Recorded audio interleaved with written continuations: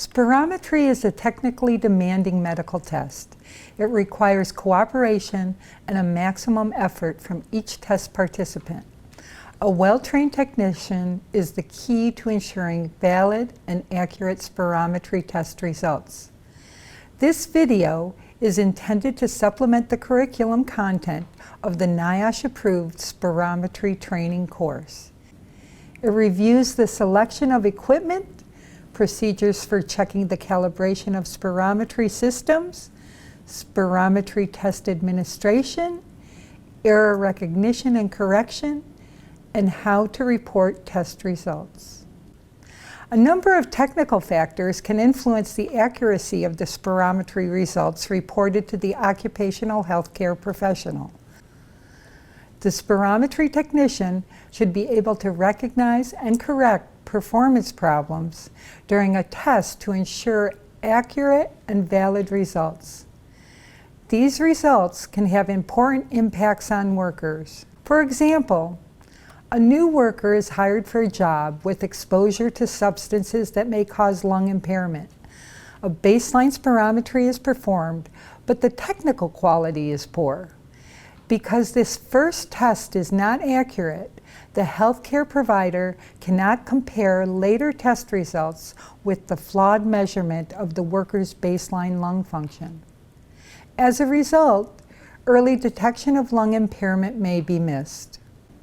In another example, an inaccurate spirometry test falsely shows that a worker has lung impairment.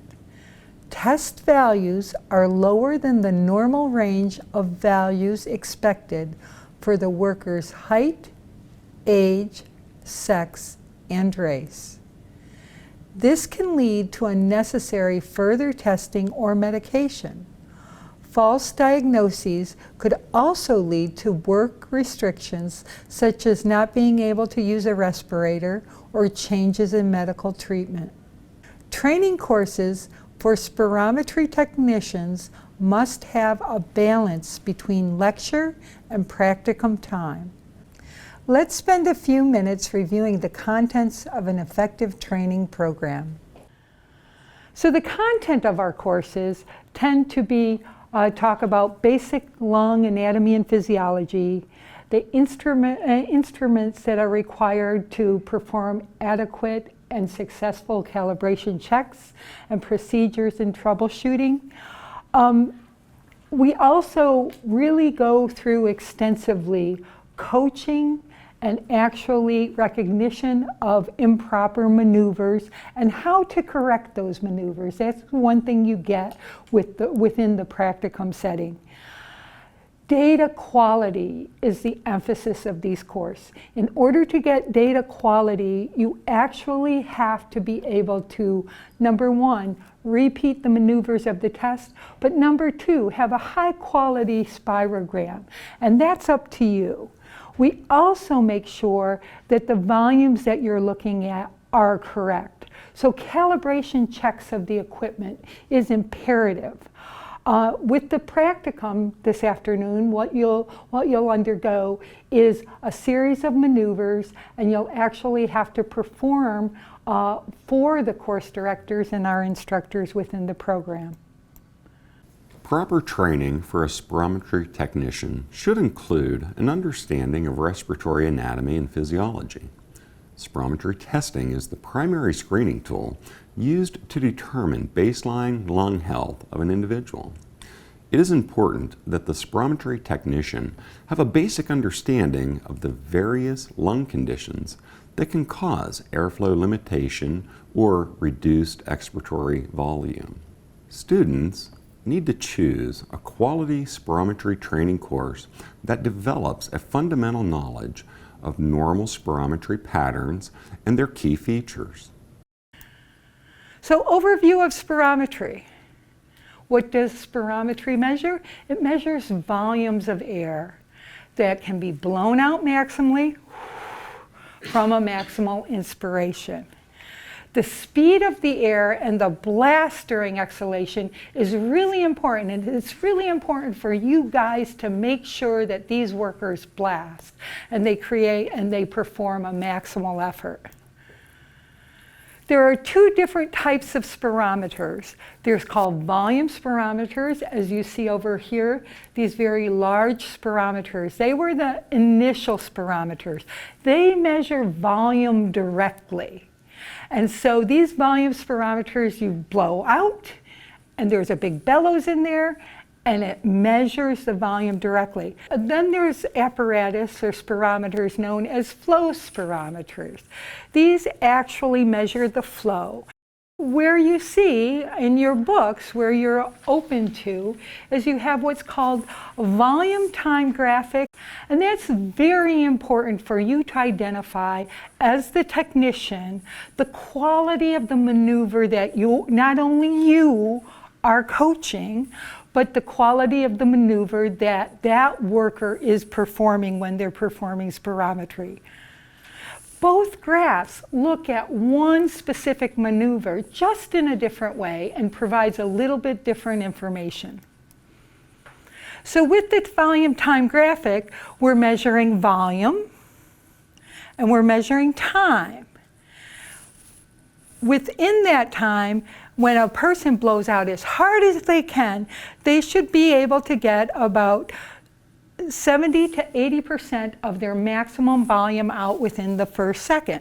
So what you want to see is a big long peak and then a plateau, which shows that all the volume is out. Within the flow type, what we're doing is we're looking at flow. And we're looking at how hard the person blasts out that maneuver. Now, it's really important as you as technicians to identify, here you see this is a beautiful graph.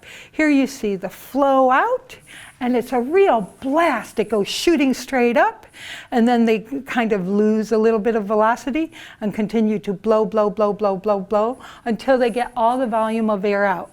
But this blast shows you that you're doing a great job, that that worker is doing a great job, that that worker is giving you the maximum performance he can. Training courses need to outline the limitations of spirometry in the occupational setting.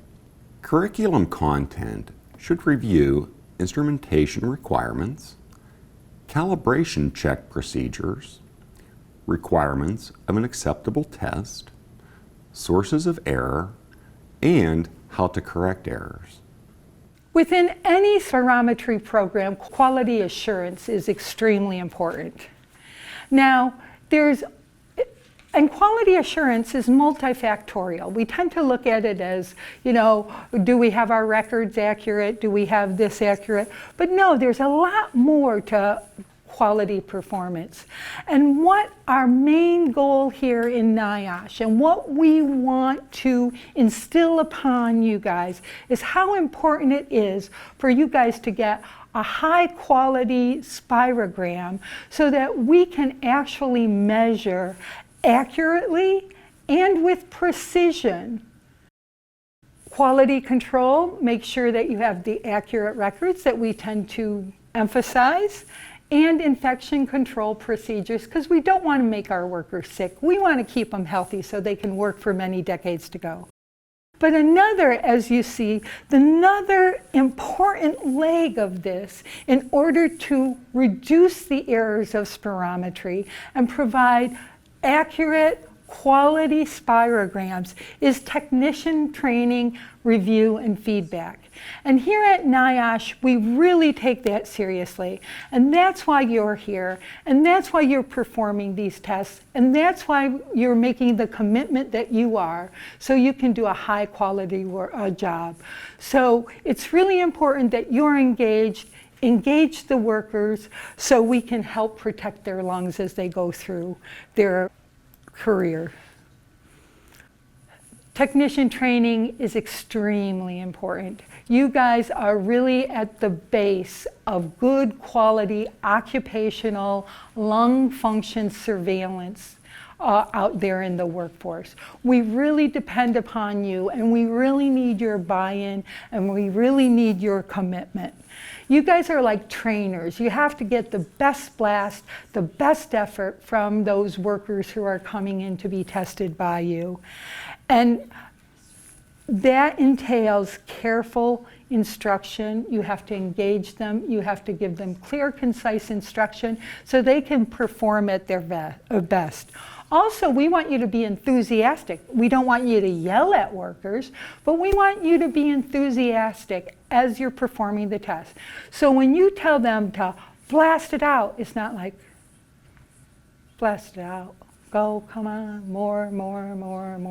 We want you to say, come on, blast it out. Blast, blast, blast, blast, blast. Keep going, keep going, keep going. We want you to be engaged. And that has been shown over time that your engagement, your enthusiasm actually helps to engage the worker and give us a better quality spirometry. Also, you should be able to notice those errors and correct those errors right as you're performing that spirometry. So the key to reliable pulmonary function testing is the technician's way of guiding the employee through a series of rather technically difficult respiratory maneuvers. And the most important contribution that the spirometry technician makes is the motivation that you get from that employee. It's really vital. You're protecting the worker's health, you're protecting their lungs, and we're able to identify earlier on loss of lung function within the workforce. Viewing this video does not replace appropriate hands-on spirometry training. Practicum training for student technicians includes how to instruct and motivate subjects and correct common test errors. Therefore, students should make sure that spirometry training course practicum instructors have extensive knowledge and experience with spirometry testing. And you can take the plastic off of your mouthpiece. Hold it to the side of your mouth. To the side. To the side. Now fill your lungs completely with air. Deep breath in. And blast the air out. Good job. Keep blowing. Keep blowing. You're doing a good job. Let the air come out. You've got lots of air in your lungs. Keep it going. Keep it going. Keep it going. You're almost there and stop. You all right? Take a breather. Very good. Good job. So, the only thing, maybe if you waited for him to put that in his mouth all the way, you were waiting for her to say put it in. Right. Yeah. Yeah. Okay. So it's just a matter of timing to coordinate that.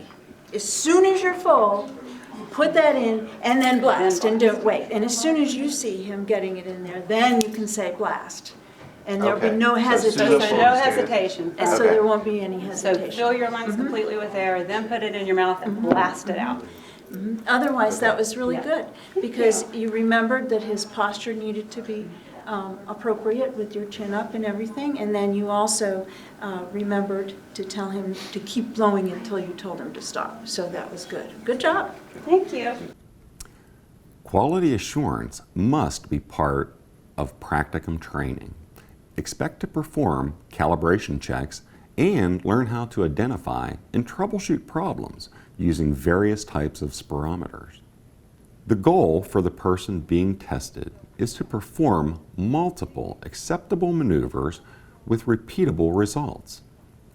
Testing errors must be identified and corrected by the technician. This means that the technician must be engaged and attentive throughout the procedure. Errors are covered in detail in Module 6, Common Testing Errors. Students need to understand how a subject's age, height, sex, and race are used to determine normal values for spirometry. Our next module reviews spirometry testing equipment.